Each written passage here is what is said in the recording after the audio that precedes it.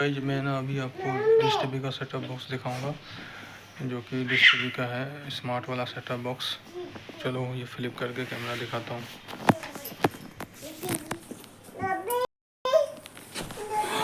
तो ये देख सकते हो डिश टीवी का सेटअप बॉक्स, बहुत बड़ी बच्चों। ये देखो डॉल्बी ऑडियो है इसका। ये सब लिखा हुआ है, क्या लिखा हुआ है, डिजिटल सेटअप बॉक्स है। ये आपका था मेड इन थाईलैंड का बना हुआ है। देखो HDMI केबल वगैरह लगा हुआ है। इधर साइड से ऐसे है, इधर से ऐसे है। इसके अंदर आप क्या है, पेन ड्राइव लगाने का है, पेन ड्राइव लगा सकते हो।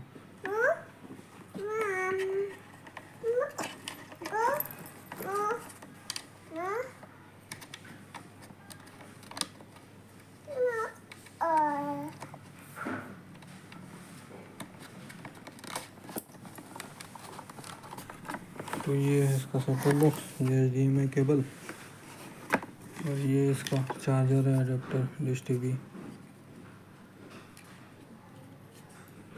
देख सकते हो। सन कंपनी का कोई HDMI केबल, और ये इसका रिमोट है। यूट्यूब वगैरह सब चलते हैं।